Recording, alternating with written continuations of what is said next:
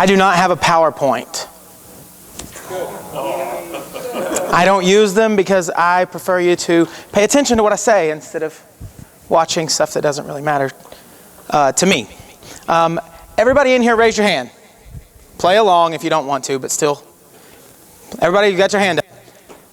Put your hand down if you know your credit score. Oh, there are 6 right people in the room. Everybody else is wrong. You do not know your credit score. Absolutely not. If you know your credit score, sir, you know your credit score?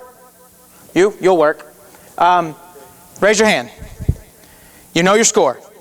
Is it a FICO score or a Vantage score? It's a FICO score. All right. What bureau?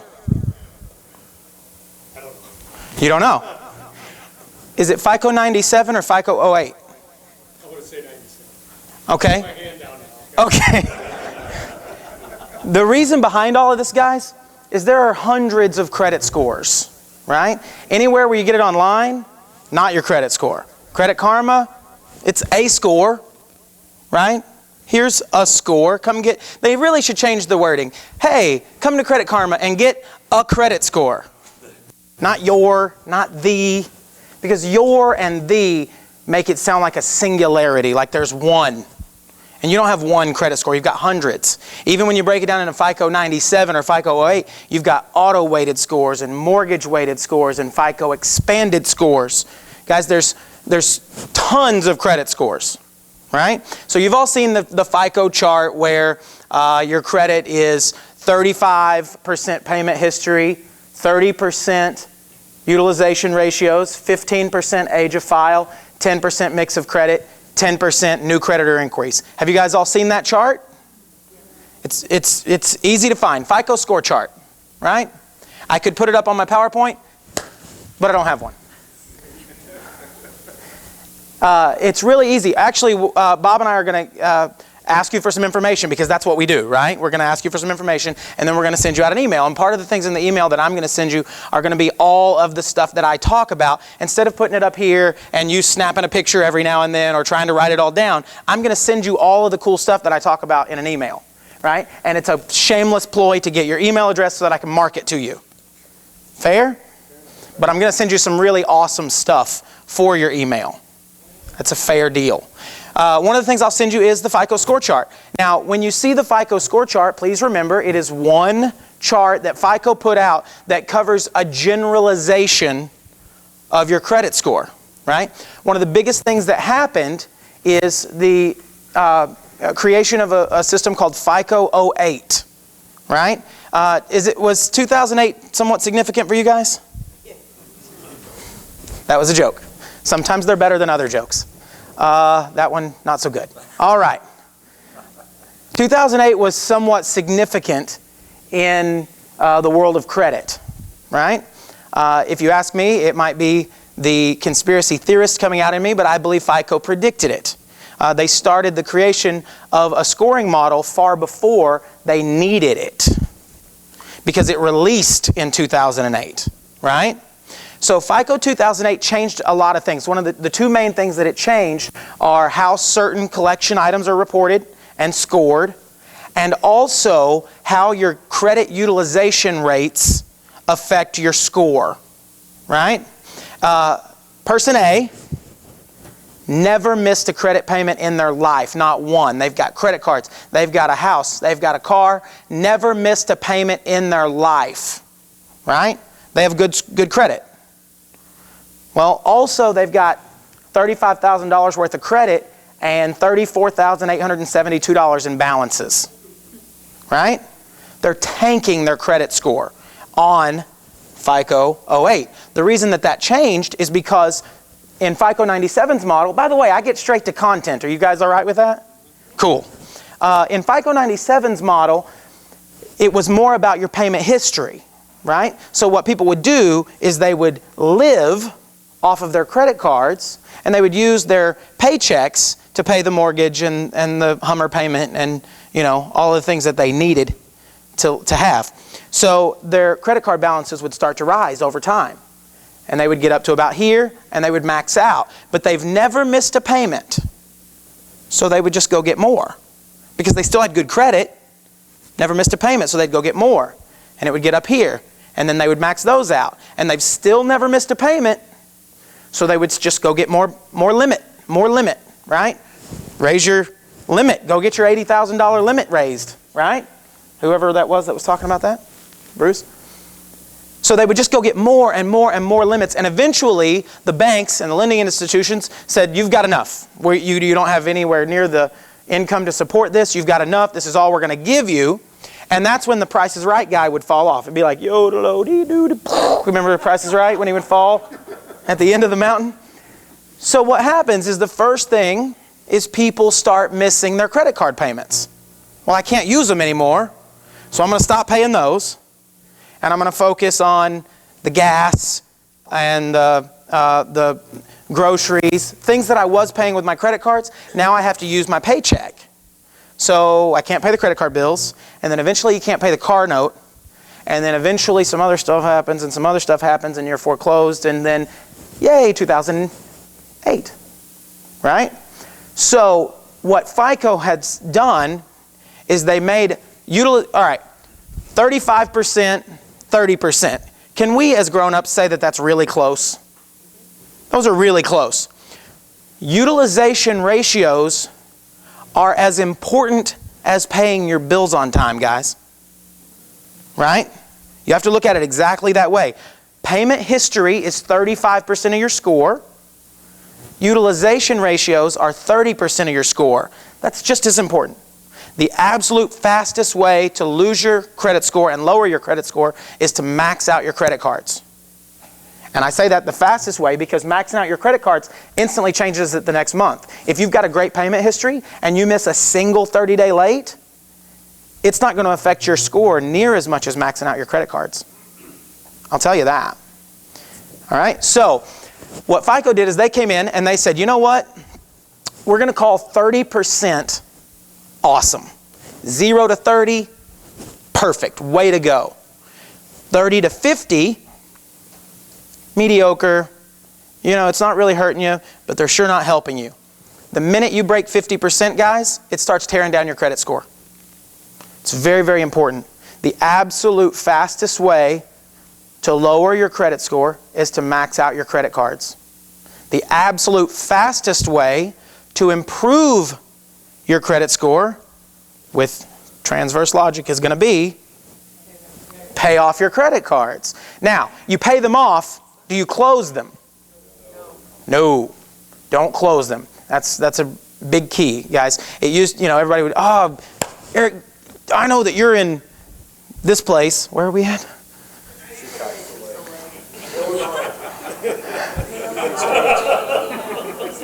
And Dave Ramsey said that I need to close my credit cards, right? Dave Ramsey told me to close them. Dave Ramsey doesn't have a credit report. He says all the time, I don't have a credit report, I don't have a credit score, right? Do you guys need your credit report? Yes. Do you need a good credit score in order to help you do your business? Yes. Okay. So if you come up to me maybe later and you go, well, I'm doing the Dave Ramsey program and I'm really want to talk to you, and I'm just going to go, well, I don't want to talk to you. So, because it's about credit and not debt. Guys, debt, if you're trying to get out of debt, sure, go to Dave Ramsey. If you want a good credit report, you cannot use that program, right? Because you have to use credit in order to be scored, right? There's what they call exclusionary content. If you don't have active open credit, you're going to return a no score. A lot of mortgage guys will call it a 0 score. It's not actually a 0. It's just a no score. But you have to use those credit accounts in order to be scored. All right? So 35% is payment history, 30% utilization ratio, 15% is age of file. I walked down that little path to get you to the point of age of file so that I could tell you another reason not to close those credit cards. Right? Let's say that you have a credit card account that is like a Old American Express and you've had it for 20 years and you never even use it, once every blue moon to do whatever, and then you go and close that card. Well, you just took a 20-year account off of your credit report. Now, the account's still there as closed, and if it's positive, it's going to say 10 years from the date of closing. But open accounts factor into your average age of open accounts. Closed accounts do not factor into your age of file. If you want a good, solid age of file, don't close those old credit cards. It's extremely important, right? Moving on down, 10% is going to be your mix of credit. This is another thing that really changed in the FICO 08 model. They really want you to have multiple types of credit. Have a mortgage, have a few credit cards, have a car note, have a personal loan, have some different things, because we want to see how you react on multiple playing fields. The reason is because once they switch to this FICO 08 model, which is most banks now will use a FICO 08 model, once they switched to that model, they started using weighted scores. So if you go to a mortgage bank and get your score, and you leave there and immediately go to an auto dealership and they pull the exact same day from the exact same bureau, there's a high likelihood that you're going to have a different score. Because your mortgage scores are very often weighted on past mortgage history. Auto-weighted scores are weighted on auto history. So if somebody has always really paid their car note on time, but they've got a few spotty mortgages, well, they're probably going to have an easier time getting a car than a mortgage. But if somebody has never missed a mortgage payment in their entire life, but they've got a few spotty car payments, well, they're going to have a little easier time getting a mortgage than an auto. It's really common sense, right? It's one of the most amazing things I've ever seen in banking is FICO 08 come out and said, you know what, have we considered common sense at all? Have we thought about that?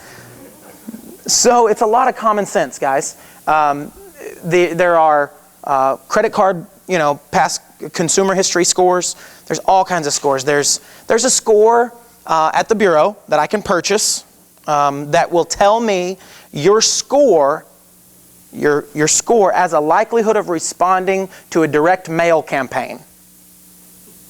There are scores that you have your insurance score. You have your likelihood of bankruptcy score. You're scored not only as to whether you might miss a payment, which, by the way, if you ask FICO, your credit score is a monetary or a numerical valuation of your likelihood of becoming at least 90 days late over the next 2 years. That's all it is. It's not whether you're going to default. It's not whether you're actually going to pay or not pay. It's your numerical representation of your likelihood of becoming 90 days late over the next 2 years. Right? People with talk about we just actually for the funding for the educational project I just broke into a lot of national default rates, and people with what banks consider bad credit. Right? Does anybody want to take a shot in the dark as to what the default rate out of 100 loans, how many of people with bad credit, how many default? 85, 90%? 13%. 13% default. Right? That's consumer like credit card type of lending. The reason that we went through all of that is presenting those to the lender is how we got an extremely exciting financing product pushed through for the education, like the core education project. We're able to help people with very, very, very low credit scores get that education, right? Right in this state, definitely. The next thing that I really like to talk to you guys about with credit is repairing or improving your own credit, right? I own a company called creditnerds.com. Thank you. I made that up. Our goal is helping people improve their credit profiles, right? We are one of an extremely small number of companies that do things. We get paid based upon performance. I will tell you our our pay schedule really quickly, and then I'm going to tell you how to do some things to where you don't even need to hire me.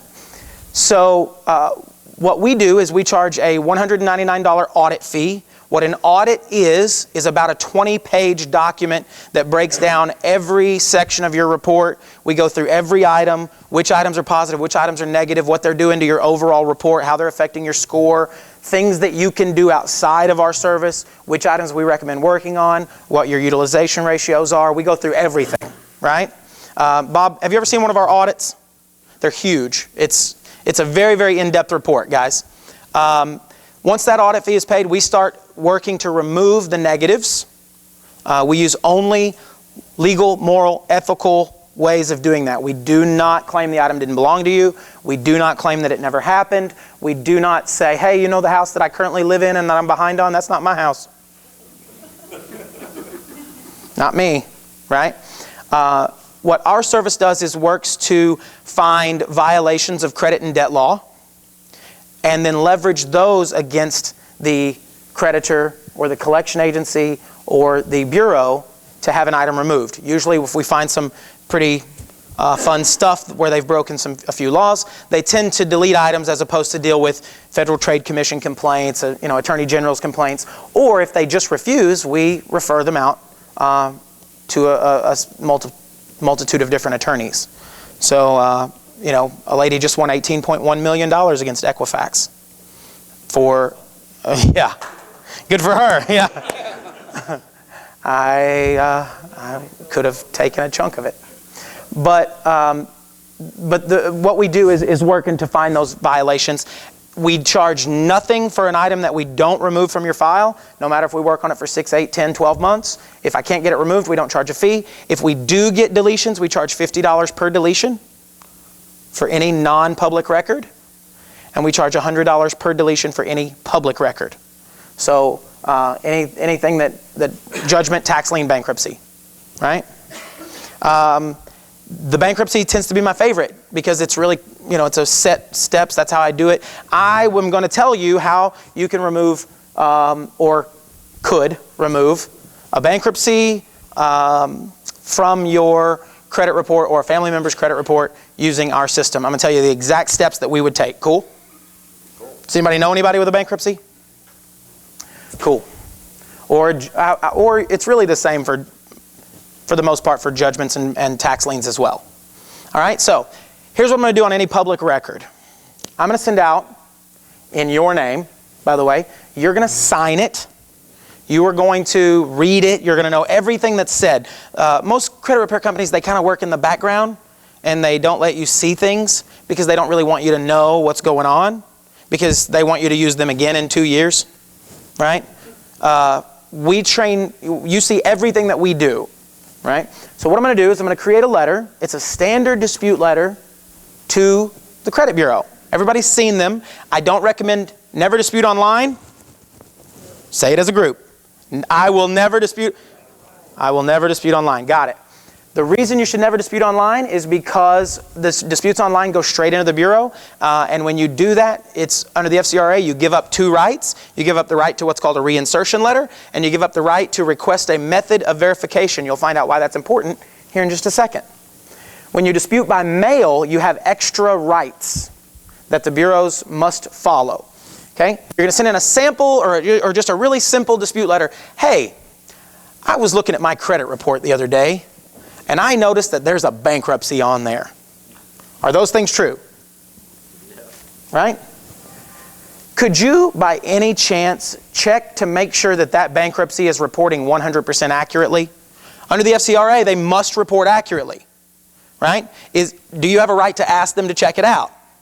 Did you say you did not file bankruptcy? No.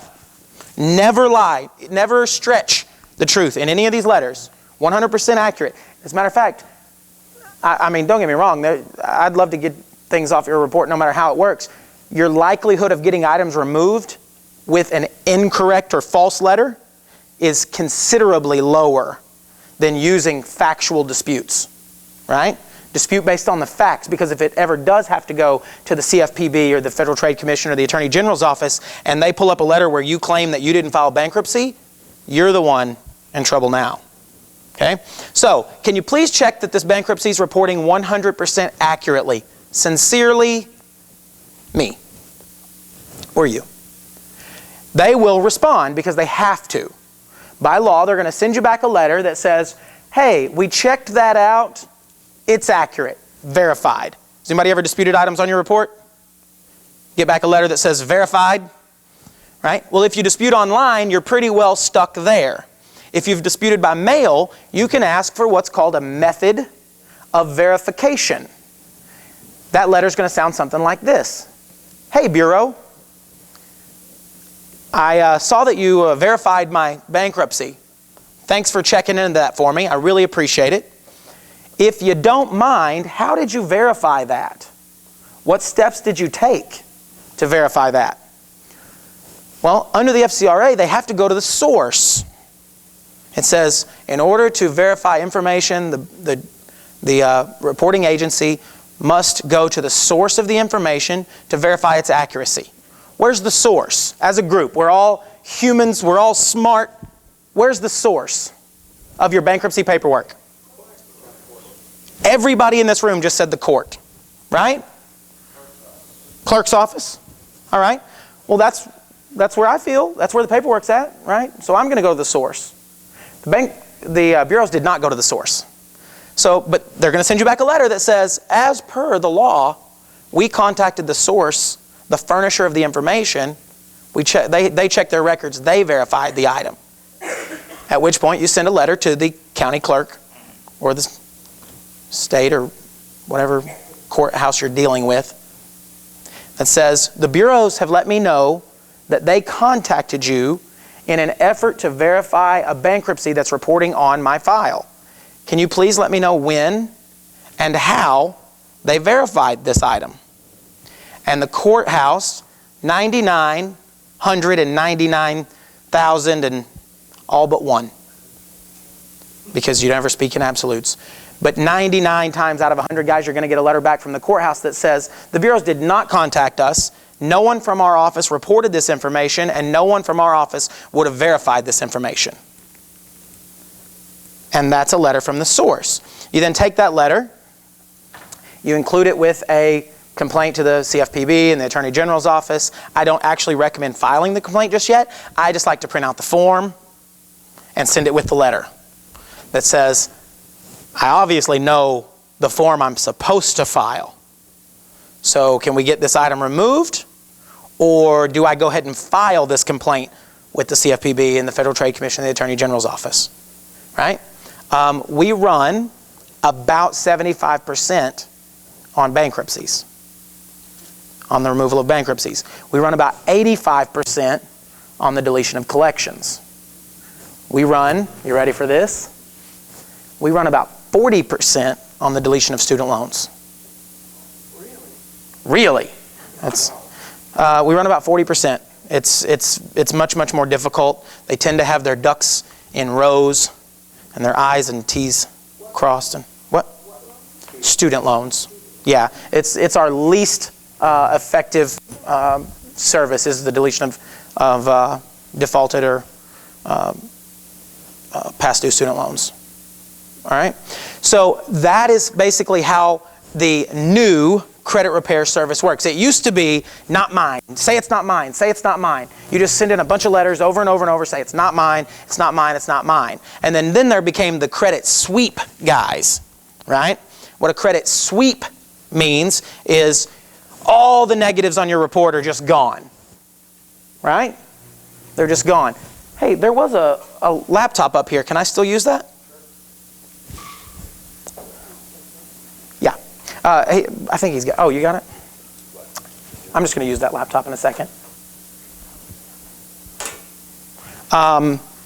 But there was the credit sweep guys. And what a sweep is they fill out what's called an identity theft affidavit and complaint form.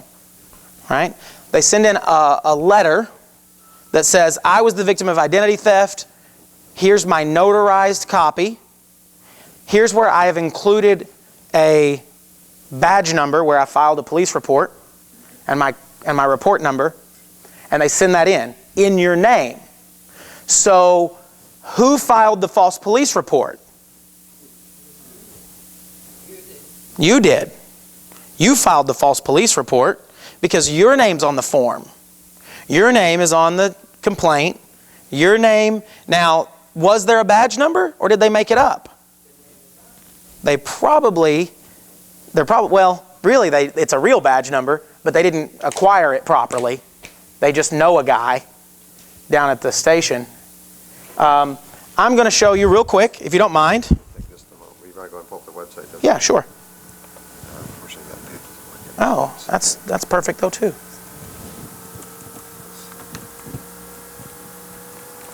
I'm going to show you guys really quick a little presentation that I put together. It's not a PowerPoint, I promise. Oh. I'm not a PowerPoint fan because the truth is I don't really know how to use it very well.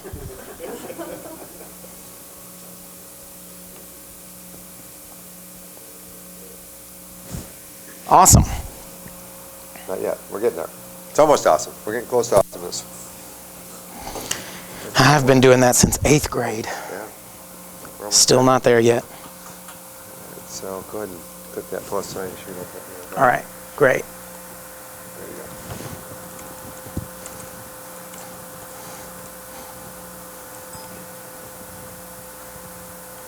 It's kind of like a PowerPoint. I'm going to put you together. I'm going to show you a little presentation I made called Why Credit Repair Doesn't Work. Is that cool with everybody? If you need my email address, it looks like that.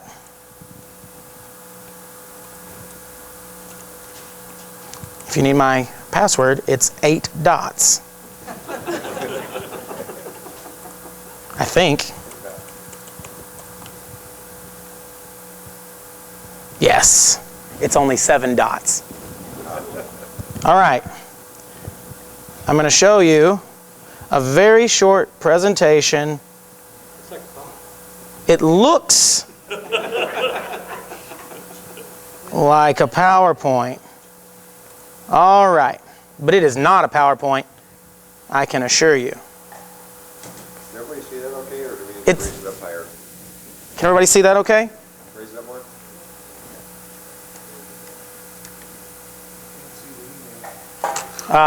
It's Eric at creditnerds.com. Well, actually, if you guys, I'm going to send you out a lot of really cool stuff.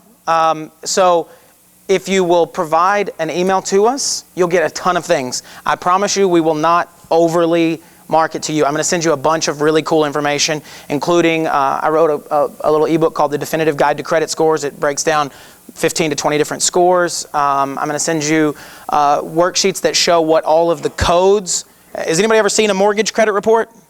Right? I'm going to give you a breakdown of what all of those codes mean on that report so that when you get that, you can look at it and have a little more sense about what that means. Right? Alrighty. Allow. This is called Why Credit Repair Doesn't Work. It's a little crooked. It's cool. Here we go. Those are my credit nerds. Those are all real people. I mean, those are cartoons, but they represent real people. Right? There's a few different reasons. Is this not going to? Yeah. There we go. Usually, choosing the wrong method tends to be a big issue with why a person's credit repair doesn't work. Because they assume that they're in credit repair when actually they're in one of these things. Right? Debt settlement, debt consolidation, credit counseling, bankruptcy. None of those are credit repair. You filed bankruptcy, right? So all that bad stuff comes off your credit report, right? No. It all shows included in bankruptcy, and it's all still negative, right? Debt settlement is also known as debt arbitration or debt negotiation. Is an approach to debt reduction in which the debtor and creditor agree on a reduced balance regarded as payment in full. Now, if that happens, that's good, right? You paid that debt off. Here's the problem. Now, it doesn't go away. It just simply says paid for less than full balance, right? What's your name, sir? Mark. Mark? Yes. Mark, you loaned me $100, right? I don't No, okay. One of these days that is going to work. All right. Mark loaned me $100, right?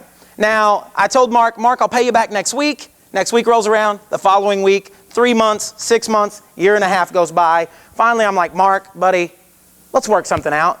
Can I give you $50 and we call it even? Right? And now Mark goes, you know what? It's better than I've been getting. Sure. Give me $50, we'll call it even. Is that what a debt negotiation is? Right? Now, Mark, we're good now, right? You'll loan me money again? So of course that's still negative. It shows other creditors, A, that you didn't pay, and B, you're smart enough to negotiate your debt. It might have been debt consolidation. Debt consolidation entails taking out one loan to pay off a whole bunch of other loans, right? It's often done to secure lower interest rates, secure fixed interest rate for the convenience of servicing only one loan, right? It's easier to have one payment than a bunch of little payments, right? Now, if you were behind on all of that other stuff, if you go get a loan and you pay it all off, you're probably a little better off, but that stuff still sits there. It's not gone, right? Still negative. Credit counseling is training you how to better manage your credit as you move forward. It's about the future and how usually if you're in credit counseling, you'll end up with an overall better credit profile, but it's not about the past, it's about the future. Credit repair is about the past, fixing what happened in the past. And then finally, bankruptcy, and we all know what that is. All right? So, what is credit repair? This is extremely important because most people don't really know what credit repair is.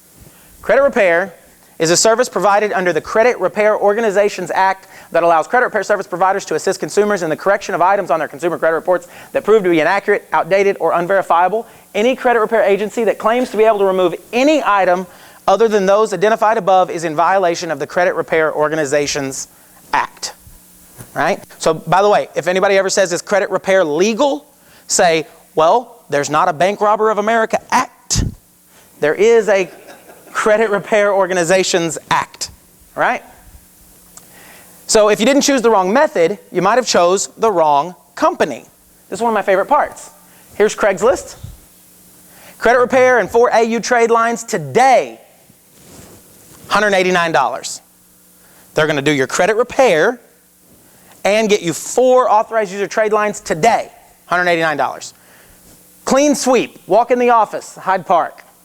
Full credit sweep, fast payment plans available, right?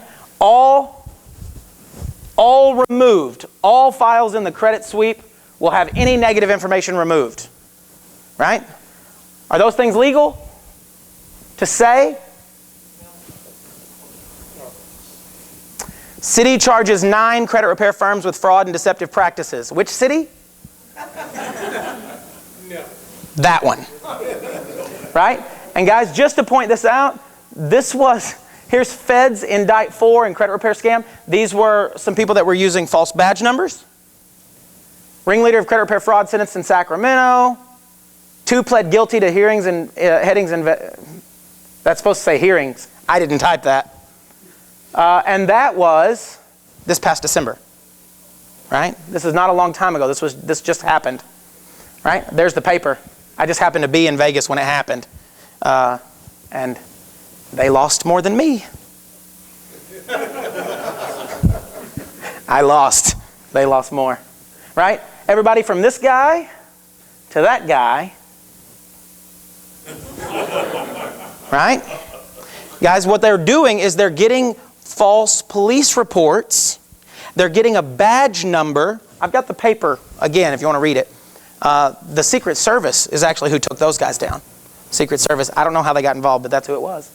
They're getting badge numbers and they're getting stamps, notary stamps, and they're filing notarized reports to get rid of the stuff on the report. Now, even if you file a credit or a identity theft affidavit form, by law the stuff only has to come off until they prove that it's yours. Right? So how many people have ever heard of, oh, I went through credit repair and it was great for like 3 months and then all the stuff started coming back on? Right? That's what happens. They claim that it's not yours. They block it. It doesn't actually get removed. It gets blocked until the investigation is complete. As soon as they prove that it's yours, it all comes right back on.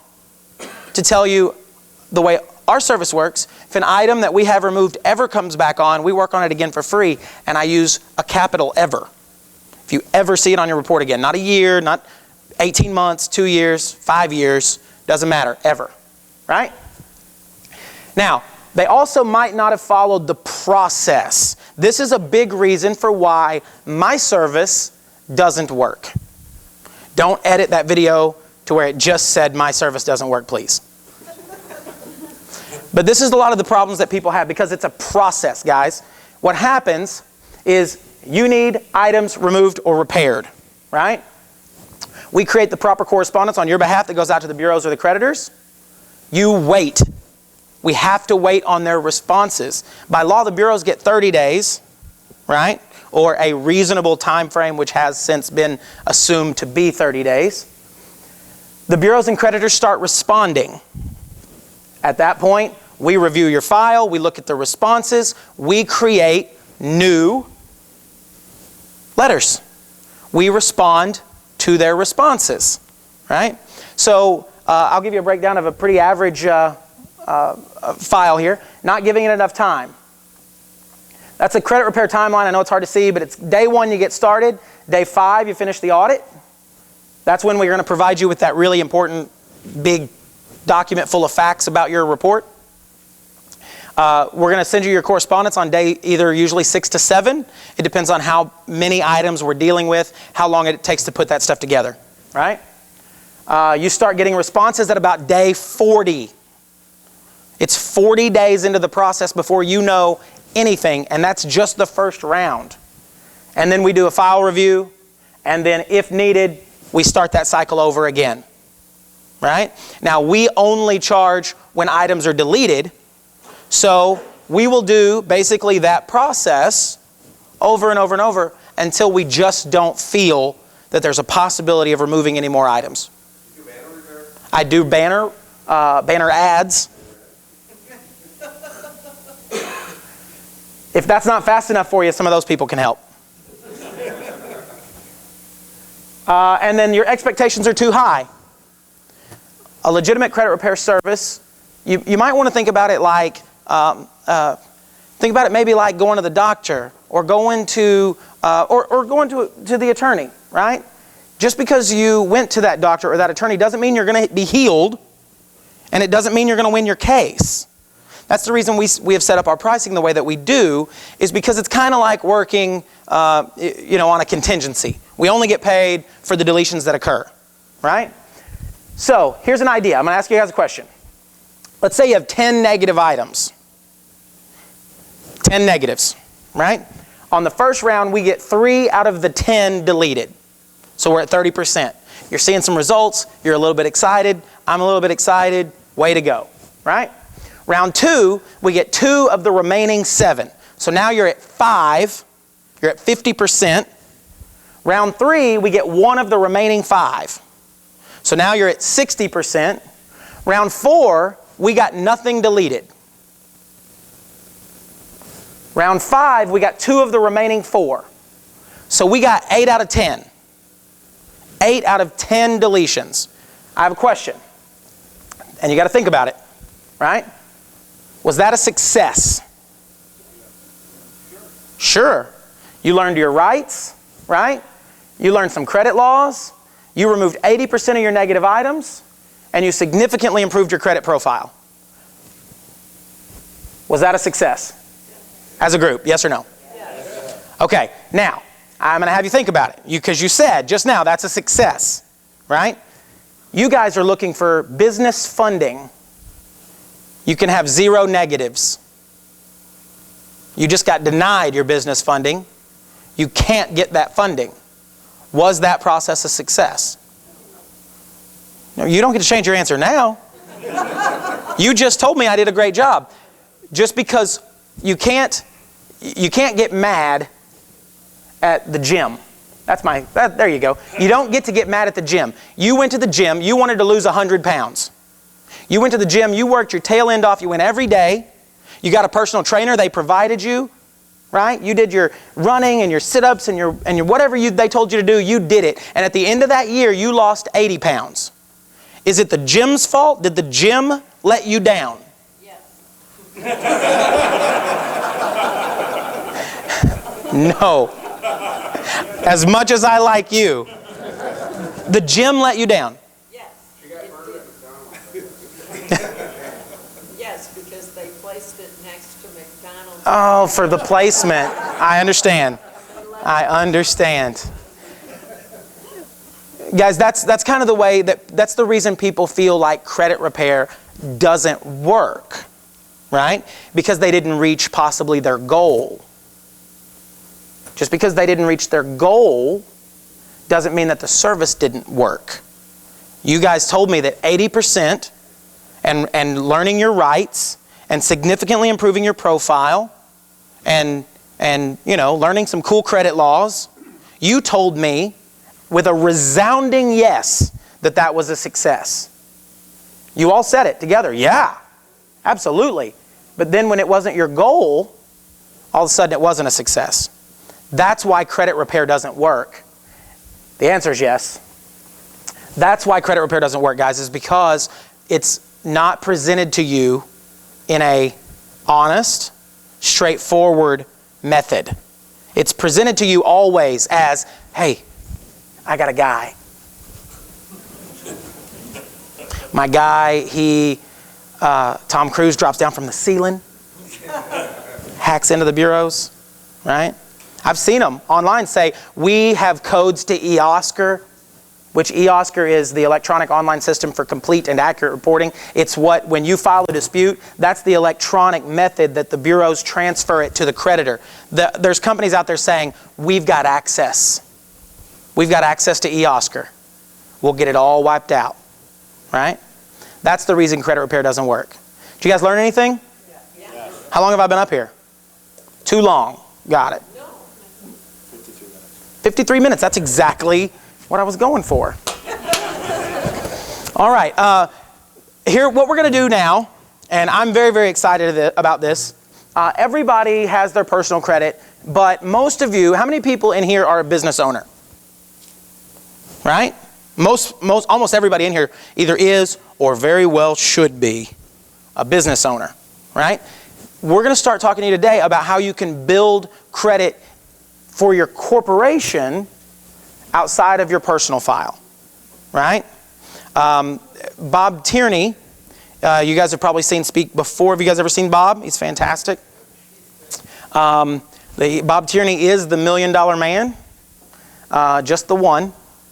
The $6 million guy still has him on that, but Bob is the $1 million man. And the reason I call him that, Bob has built himself a $1 million business line of credit in his business corporation name. It's not his personal name. Bob Tierney doesn't have a $1 million line of credit. His corporation does. How exciting is that? Anybody do any cool stuff with that creatively? No? Yes. You guys are not nearly as excited about this fact as I was hoping.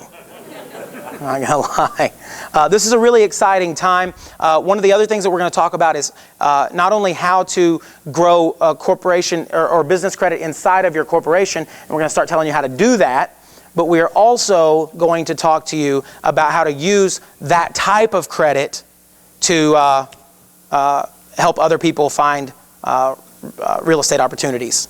All right? So without further ado, I would like to introduce you guys to a friend of mine. I met Bob in this last June. And Bob, you mind if I tell my little accident story? My no accidents? I love this. I love this story, right? And it's the way that I really feel about some of the meetings that I have and some of the places that I speak and go, and I speak all over the country. But thank you. I don't believe in accidents. Do you guys believe in accidents? I don't believe in accidents. I don't believe there's such thing. I was in college, and I was living with a roommate, and my mom bought me this really awesome car, right? It was 1999. She bought me a 35th anniversary Mustang convertible, right? It was awesome. And we were going to go get in it and go cruise for chicks, right? I don't know, it was me and my buddy, my roommate. So we go outside, and he's like, get in, man, get in. And I'm like, hold on, and I reach down, my shoe's untied. I'm tying my shoe. And he's like, get in, dude, get in, come on, come on, come on. And I'm like, wait a second, can I have a second? Chill out. And then I get in the car, and we pull out, and we go down, and we turn a corner, and hit an 82 Buick Century, right? Which is basically like a steel wall. My car was plastic. Theirs was not. So they won, right? Car just gone. So I went home. I had been in college, and I didn't have a car, and I didn't have a way to redo it because you can't really get insurance after that. And it was my fault, so insurance was, my mom wasn't really going for that. So I went home. I moved back home. And when I was at home one day, my mom had sent me to the store, and I went to the store.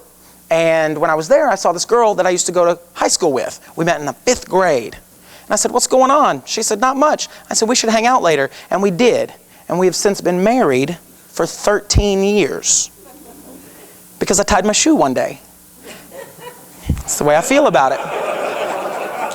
I would have never gone home. That's the way I feel when I meet particular people. I'm like, if I hadn't have met Bob, I can assure you I wouldn't be standing here. I definitely wouldn't have met Mark, right? And then a year from now, Mark's going to call me and he's going to go, man, I got this fantastic program, this project, and then we make $1 million. And why? Because I met Bob.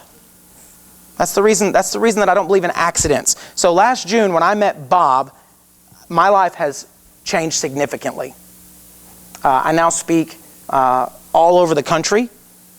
I've gotten to speak in Salt Lake City and Fort Lauderdale, and next week I go to New York City, and I'm speaking for large groups of people that I can provide the information that I know out to them.